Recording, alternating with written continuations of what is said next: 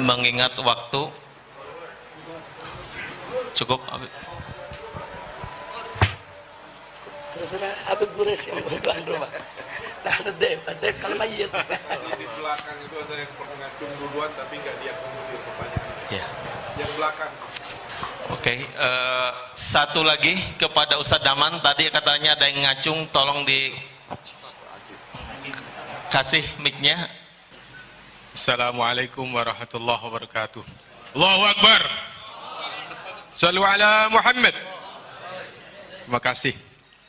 Baru kali ini saya bisa hadir dalam forum seperti ini bersama Habibana.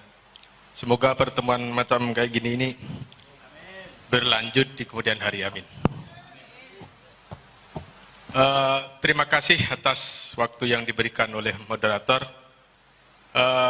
Ada beberapa hal sebetulnya yang kepingin saya tanyakan karena waktu yang tidak begitu berkenan. Ada satu hal yang saya rasa penting saya tanyakan kepada Habibana, yaitu tentang beredarnya berita-berita di medsos dan bahkan ya secara fakta di lingkungan kita suka sering beredar bahwasanya Habibana ini sering dibentur-benturkan dengan NU. Padahal ketika melihat klarifikasi tadi, pembicaraan tadi, sudah jelas bahwa Habibana sangat-sangat mengapresiasi terhadap NU, Muhammadiyah, dan organisasi-organisasi lainnya. Semoga aja ini tidak menjadi kenyataan bahwa apa yang terjadi di medsos itu benar-benar ini upaya untuk meminggirkan ulama.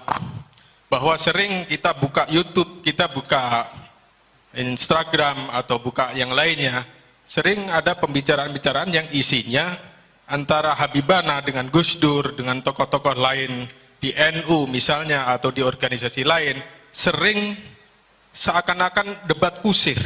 Ini yang menurut saya sangat-sangat memprihatinkan dan bahkan saya ingin mengatakan ini mengkhawatirkan. Karena bagaimanapun yang namanya gajah ketika bertarung yang menjadi korban semutnya. Itu antara lain.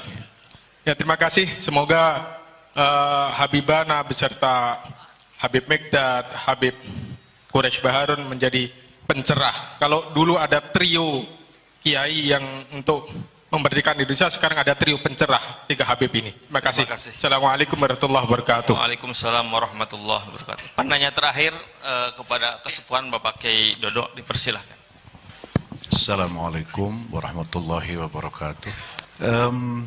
Pengalaman sejarah PIP tahun 65 itu komunisme sebelum pemberontakan 3/10S itu infiltrasi ke berbagai elemen TNI itu dan ini. Apakah indikasi itu sekarang ada? Barangkali Habib ada informasi, itu satu. Yang kedua, saya pernah lihat di TV Bib, Profesor Sapi Antonio terinspirasi atau memang sudah ada komunikasi dengan Habib Rizik masalah adanya upaya aplikasi ekonomi syariah.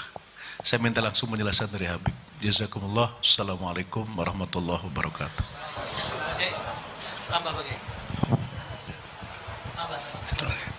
Assalamualaikum warahmatullahi wabarakatuh.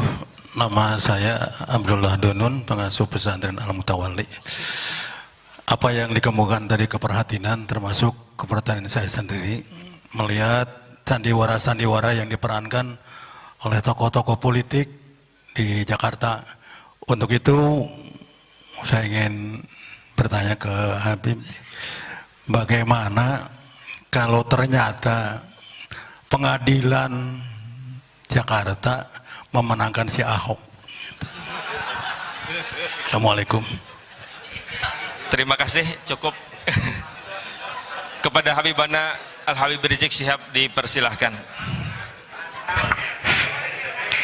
Terima kasih kepada para kiai yang baru saja menyampaikan pertanyaannya, luar biasa, lebih bagus lagi. Baik, yang pertama saya mulai soal yaitu hubungan kami, saya dan kawan-kawan di FPI dengan NU.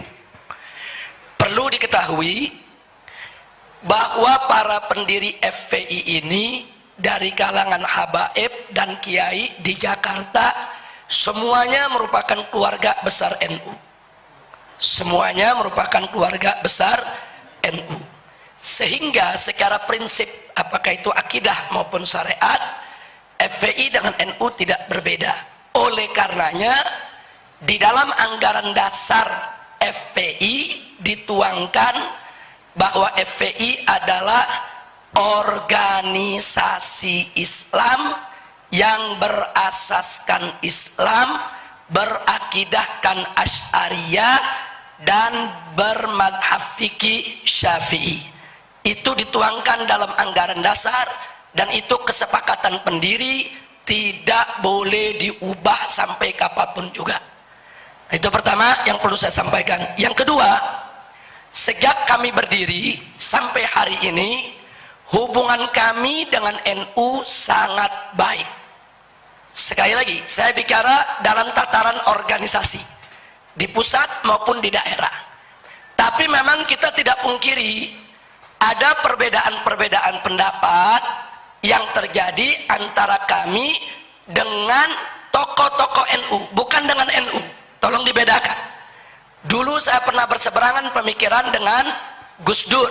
Ya, itu sudah berlalu, sudah selesai. Nah, cuman sekarang ini orang ungkit-ungkit lagi. Nah, padahal orangnya sudah meninggal dunia, saudara, terus diungkit-ungkit lagi di tengah masyarakat. Tujuannya apa? Tujuannya jelas, untuk mengadu domba kita. Jadi mafat-fat, apa yang sudah berlalu berlalu. Dulu saya berseberangan pemikiran dengan Gus Dur dalam konteks apa? Konteks sekularisme, konsep pluralisme, konsep liberalisme. Dan saya pernah bertemu dengan Gus Dur di kantornya atas usulan daripada Kiai Haji Hasyim Muzadi. Saya temui beliau, kita bertemu, kita duduk bareng. Kemudian Gus Dur yang menyatakan, Habib Rizik bagaimana kalau satu saat nanti kita dialog? Saya jawab, baik Gus, nanti saya kumpulkan seluruh para pendiri dan tokoh FPI. Gus boleh kumpulkan semua pimpinan daripada PMBNU yang ada, ayo kita duduk bareng. Gus boleh, pokoknya Gus Dur boleh bicara, mau 2 jam 3 jam kami siap dengarkan. Tapi nanti setelah itu Gus Dur juga mesti dengarkan saya bicara, kita gantian. Dan beliau berdiri langsung ajukan tangan, sepakat Habib Rizik, kita selamat. Nah, ini kejadian di kantor Gus Dur. Tapi sayang sejuta sayang, sebelum kami sempat mewujudkan pertemuan dialog tersebut, akhirnya beliau sakit dan beliau meninggal dunia. Tapi keinginan-keinginan ini tetap kita junjung tinggi. Makanya hubungan saya dengan Gus Solah sampai hari ini sangat baik. Nah, apalagi dengan almarhum Kiai Haji Hasyim Muzadi. Kiai Haji Hasyim Muzadi sudah saya anggap bukan hanya sebagai sahabat, tapi sebagai orang tua, sebagai guru. Nah, perlu saya sampaikan, semasa hidup Kiai Haji Hasyim Muzadi, tidak ada satupun gerakan FPI yang menghebohkan di televisi kecuali Ki Hasyim langsung tabayun kepada saya. Kadang-kadang malam itu beliau langsung telepon, Habib Rizik, ini ada kejadian begini melibatkan FPI, itu bagaimana ceritanya? Nah, beliau minta penjelasan. Nah, kadang-kadang saya dipanggil, Habib Rizik besok bisa gak datang ke kantor PBNU, kita mau dengar. Saya nggak mau dengar dari orang lain. Kemudian kita datang. Bahkan ada yang lebih mengejutkan lagi. Begitu terjadi peristiwa di Kendal, mungkin masih ingat beberapa waktu yang lalu, itu pagi-pagi jam 6 pagi Kiai Hasyim udah ngetok pintu rumah saya. Beliau telepon saya nggak dapat, jam 6 udah ngetok pintu rumah saya. Habis sholat subuh dia berangkat. Nah, kemudian disampaikan, Habib, sengaja saya datang kemari, saya nggak mau ke kantor dulu, karena ini kalau ke kantor nanti banyak wartawan pasti nanya. Kalau saya belum dapat dari sumber yang sebenarnya, bagaimana saya jawab mereka? Duduk di rumah, sarapan di rumah, kita jelaskan apa yang terjadi. Itulah sosok almarhum Kiai Haji Hasyim Muzadi. Beliau itu suka tabayun, beliau lalu berkomunikasi, mengklarifikasikan berbagai macam masalah. Makanya hubungan saya dengan beliau sangat-sangat baik. Enggak sampai di situ, terakhir sebelum beliau meninggal dunia, setelah kami turun aksi 411, kemudian merencanakan aksi 212. 3 hari sebelum aksi 212, Kiai Hasyim Muzadi ini mengejar saya. Telepon saya nggak nyambung-nyambung, saya gonta-ganti nomor karena banyak penyadapan. Kemudian kontak ke sana kemari nggak dapat. Begitu beliau dapat informasi saya sedang menyampaikan ceramah di daerah Cibubur, beliau langsung meluncur dari rumahnya ke arah Cibubur untuk menemui saya di tempat ceramah. Nah begitu ketemu, beliau minta bicara. Nah begitu bicara, apa yang disampaikan? Disampaikan semua, Habib jangan mundur untuk menegakkan yang hak. Ini gerakan PKI di mana-mana sudah merajalela. Saya sudah bicara langsung dengan Presiden. Saya ini Dewan Pertimbangan Presiden. Saya sudah sampaikan kepada Bapak Presiden, tapi sampai saat ini belum ada langkah-langkah konkret yang diambil. Tolong Habib jaga umat, tolong Habib satukan umat seperti 411. Nanti kalau turun 212, satukan semua umat. PKI tidak boleh dibiarkan untuk bangkit kembali. Itu amanat beliau ya kawan, kita terima. Nah jadi sekali lagi saya katakan, hubungan FPI dengan NU ini hubungan ibarat hubungan anak dengan orang tua, saudara. Nggak ada yang aneh dalam hubungan itu, saudara. Tapi kalau oknum tokoh NU berseberangan pemikiran dengan kami, ya saya tidak sepemikiran dengan Gus Dur, ya saya tidak sepemikiran dengan Said Agil Siraj, ya saya tidak sepemikiran dengan Masdar F. Masudi, ya saya tidak sepemikiran dengan Gus Mus, ya tapi saya sejalan dengan Kiai Haji Hasyim Muzadi, saya sejalan dengan Kiai Haji Ma'ruf Amin. Bahkan Kiai Haji Ma'ruf Amin manggil saya ke MUI.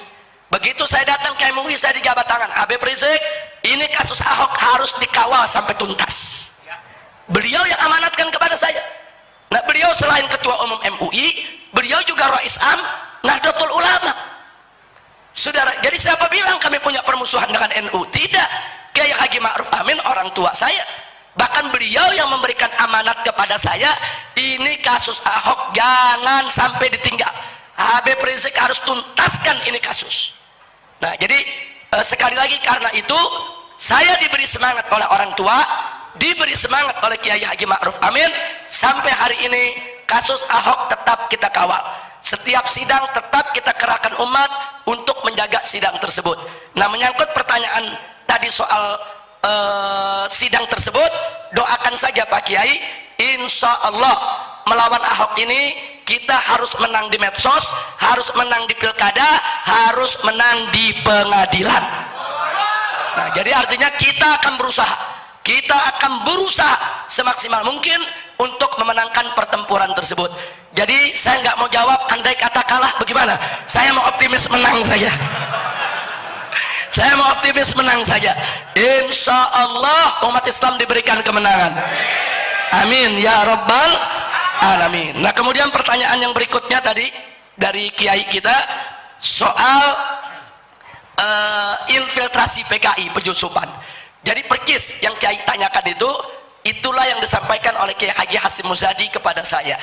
Bahkan beliau mengatakan, Habib hati-hati, tolong FPI dijaga, jangan sampai ada penyusup-penyusup yang memang ingin mengadu domba kita, menghancurkan kita, nanti mereka masuk ke ormas-ormas Islam yang ada. Jadi artinya kecurigaan Pak Kiai itu sebetulnya termasuk yang diwaspadai oleh Kiai Haji Hasyim Muzadi, bahkan menjadi amanat beliau sebelum beliau wafat. Jadi memang kita mesti waspada dari segala bentuk infiltrasi tersebut. Nah kemudian mengenai Muhammad Syafi'i Antonio, jadi betul kami dari GNPF MUI, Gerakan Nasional Pengawal Fatwa MUI, melakukan pertemuan pakar ekonomi di Jakarta. Hampir 300 pakar ekonomi kami satukan, mereka punya semangat yang sama untuk membangun ekonomi umat. Nah akhirnya disepakatilah kita bentuk koperasi syariah 212, dan yang disetujui sebagai pimpinannya adalah Muhammad Antonio Syafi'i, yang juga didampingi oleh Ihsanuddin Nursi, juga Bapak Anggito Abimanyu. Jadi mereka-mereka yang mengelola daripada koperasi syariat tersebut. Tapi ada hal yang menarik, sebulan yang lalu Kiai Haji Ma'ruf Amin menyampaikan kepada saya bahwa beliau juga ingin melakukan satu revolusi ekonomi di tengah umat Islam, dan itu sudah mulai beliau cetuskan pada saat pertemuan di Pati, Jawa Timur kemarin ini. Jadi beliau menginginkan supaya pondok-pondok pesantren NU yang ada di seluruh Indonesia ini betul-betul punya koperasi syariat yang kuat. Jadi jaringan pesantren itu kalau disatukan itu luar biasa, luar biasa. Nah jadi beliau juga kemarin mengajak saya untuk mengumpulkan pakar-pakar ekonomi yang ada di Koperasi Syariat 212, bagaimana untuk merumuskan supaya pesantren juga ke depan punya koperasi yang khusus, yang kuat, supaya pesantren tidak ada lagi yang terbengkalai, nggak ada lagi pesantren yang ustadznya dapurnya nggak ngebul, yang ustadznya nggak bisa makan.